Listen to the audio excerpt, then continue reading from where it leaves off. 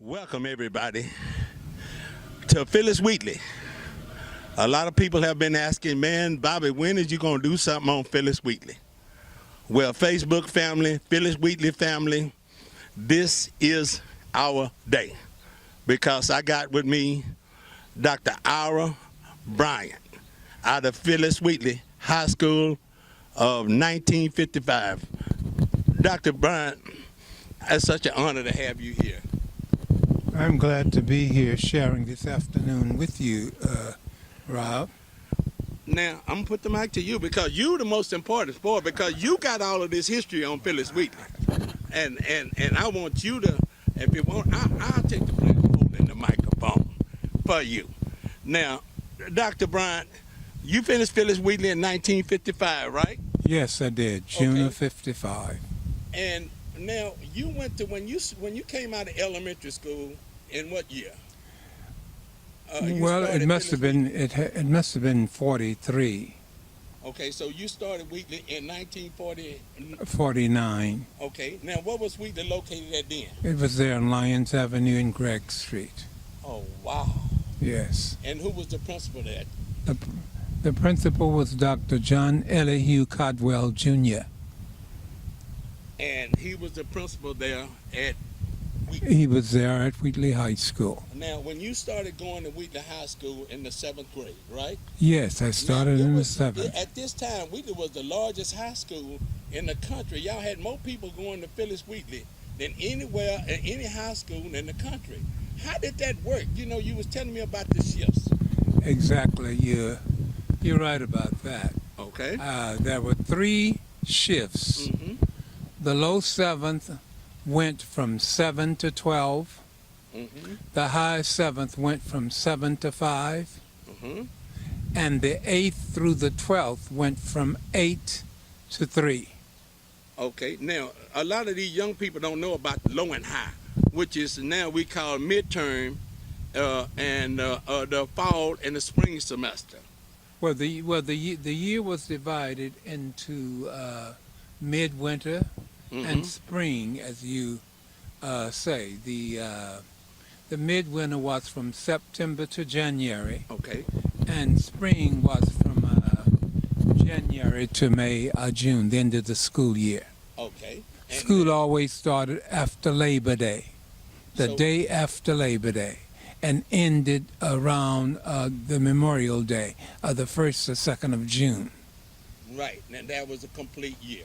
Yes. Okay. Now, at the same time, at that being a complete year, and we had the fall semester who came out in January, which was part of the high.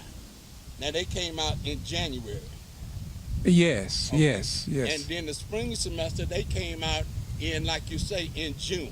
Yes, and then there was summer school as well. And then you had summer school to make up for extra credits. That's how a lot of kids that graduated, especially during my generation, they went to summer school so they can graduate during the spring. Yes, they went to summer school so that they could advance. More extra time to be able to enjoy their summer. So yes, so they could. Yeah, they went primarily to advance. Particularly, the spring was the popular time to finish high school.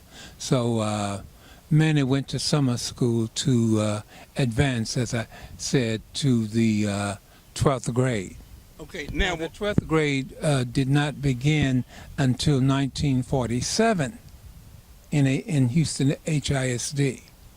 Okay, so in other words, before 1947, you could graduate in 11th grade. Yes. Okay, and then after 1947, they added an extra year. The 12th grade was added. Okay, now, but you being a Phillis Wheatley alumni, as long as you've been with Phillis Wheatley, and being able to graduate out of Phillis Wheatley in 1955, Yes. you have seen so much historical things that came out of Phillis Wheatley before they even moved over there to 4900 Market Street. Yes. What year did they move over there in 4900 Market?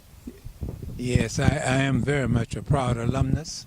The last class to graduate from the Gregg Lyons Avenue location was the spring class of 1950. Okay. The doors at 4900 Market Street opened in September of 1950. The first class to spend the 3 years at the Market Street location was the class of 53 from the 10th through the 12th grade. Okay. Mm-hmm. Now, when did Barbara Jordan graduate? The Honorable Barbara Charlene Jordan graduated number 3 in her class of 1952. Okay. The valedictorian of that class was Joan Nell Martin, and the salutatorian was the first black city attorney of Houston, Otis Harold King. Okay. Now, with you coming out, Barbara came out 2 years before you did, because you came out in 55. Actually, 3. 3 years. Okay. Yes. Now, as far as Wheatley was concerned, and all the people who came out of Wheatley, because at that time when you graduated, it wasn't no Cashmere. Everybody that lived on the north side, they had one school to go to, and that was Phillis Wheatley. That's right. So all the people that stayed out there in Fifth Ward and Cashmere and Trinity Garden, well, there wasn't no blacks staying in Trinity Garden and Cashmere Garden anyway. Yes. Is that right? Right. Yes. But all the blacks that stayed out there in Pleasantville, Clinton Park, and all, even out there in the Heights and Studewood, yes, all of them had to go to one school, and that was what? Well, some of the kids who lived in the Heights went to Booker T. Washington. Okay, but and some came to Wheatley, of course. Wheatley had Wheatley had a strong faculty in every curriculum. So the popularity of the faculty had grown, and many parents who lived in those various areas outside of the boundaries were Wheatley graduates themselves. Okay. And they wanted to continue that strong tradition of developing wildcats. So they pushed their kids to go to Wheatley as well. Okay, now you said a lot of kids out in the Heights went to Booker T. Washington, but Booker T. Washington was located in Fourth Ward at that time. Yes, it was. So they didn't. The closest really schools to them to go to, they was in between Booker T. Washington. It was in. The people that lived out the Heights, they was between Yates and Yates and Wheatley. Yes. They was in between. Yes. They go on one side, they go on the Yates. They go on the other side, they go on the Wheatley. Yes. Because at the time, Booker T. Washington was not in Studewood when you graduated. No, it was on West Dallas. Right, and you only had 3 principals at that time, which were Dr. Caldwell of where you was at, and Mr. William Holland over at Yates, and Dr. Bryant that was over Phillis Wheatley. Over Booker T. Washington. Right. Ira Bryant. Dr. R.I.P. Bryant. Okay. Yes. Mm-hmm. Now, I really enjoyed this talking to you, Dr. Bryant, because you got so much history in Phillis Wheatley, and now a lot of things have coming down in the present. We don't want to we want to talk about the rich history of when you came out of Phillis Wheatley, how proud people was to be part of the Wheatley Wildcats. Oh, very much, very much. So, as a matter of fact, leaving elementary school, we were so very proud to become Wildcats. In fact, Wheatley was referred to as the Wheatley family. Okay. Everybody got along, loved each other, protected one another. The older boys even helped your parents to guide you, because if you were out at night beyond a certain hour, well, when darkness came, the parents didn't have to look for you, because the big boys were going to usher you home. Mm-hmm. Yes. So it was a community. So that the idea of a village raising or rearing a child had taken place in the United States as well. It was not just an African tradition. Okay, because see, when I think about the Phillis Wheatley and knowing all the people who had to go to that school, and the first time I thought is how well did they get along? Man, you had people from Trinity Garden going there. It's crowded. Y'all, how was the hallways, man? Y'all couldn't move around, and you got people that stayed out there for Hardy and Elysian, and then you got people way out there in Weaver Road out there in Trinity Garden, and then you had people staying out there in Galena Park. They didn't want to go out to school with them white people in Galena Park and Fidelity Manor. They all wanted to go to Wheatley. So did Clinton Park. So did Pleasantville. Golly, man, y'all was just never see how y'all could cramp up in that little bitty space and could get along as well as y'all got along, because we never heard about any shooting or killings over there at Phillis Wheatley. Nor did you have dogs and security. No. Well, there was zero tolerance at Wheatley.